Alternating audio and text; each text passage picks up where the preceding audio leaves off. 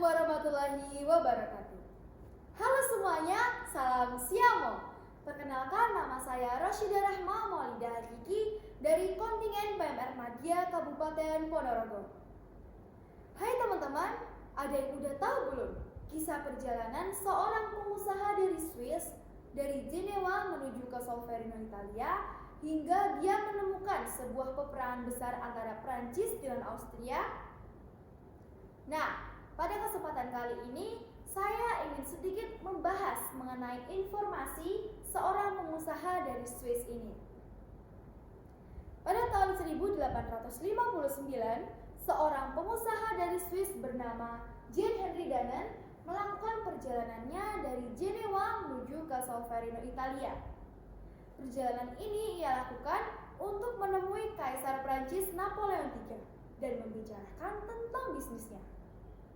Tapi sayangnya, ketika ia sampai di Solferino, Henry Dannen melihat peperangan besar antara tentara Prancis dengan Austria yang saling membantai satu sama lain. Hal ini menyebabkan sekitar 40.000 korban tewas. Namun sayangnya, tidak ada tim medis yang mampu mengondisikan situasi pada saat itu. Tentu hal ini membuat hati Henry Dannen sangat prihatin.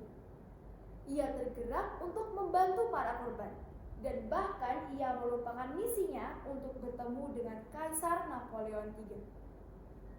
Henry Dannen mengajak para masyarakat sekitar untuk membantunya dalam rangka menolong para korban tersebut, tentunya dan pasti perempuan. Henry Dannen menjadikan gereja sebagai rumah sakit daruratnya.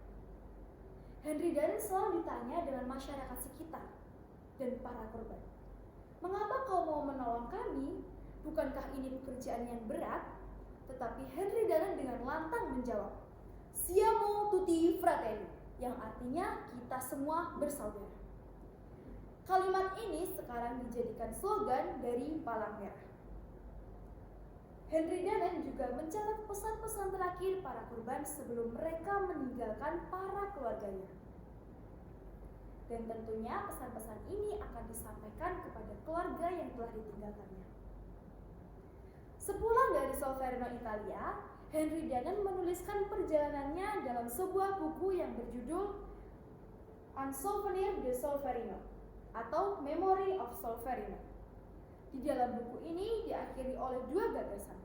Gagasan yang pertama, agar setiap negara membentuk sebuah kelompok relawan yang tugasnya ialah merawat para korban di masa perang. Dan gagasan yang kedua, agar negara-negara membuat kesepakatan untuk melindungi para relawan pertolongan pertama itu. Atas dua gagasan ini, Henry Dannen membentuk sebuah komite 5 yang beranggotakan Jean Henry Dannen, Dr. Theodor Maunoir, Dr. Louis Appia, Gustave Moynier, dan juga yang terakhir J. Henry Dufour. Komite 5 ini berganti nama International Committee of Red Cross atau sekarang berkembang menjadi nama ICRC. Komite 5 ini dibentuk pada tahun 1862. Atas terbentuknya Komite 5 ini diadakan konvensi-konvensi yang disebut dengan Konvensi Jenewa. Konvensi Jenewa dilakukan sebanyak 4 kali.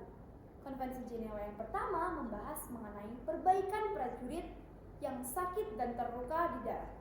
Konvensi Jenewa yang kedua membahas mengenai perbaikan prajurit yang sakit dan terluka di karam laut. Konvensi Jenewa yang ketiga membahas mengenai perbaikan tawanan perang. Dan konvensi Jenewa yang keempat membahas mengenai perlindungan orang sipil di masa perang.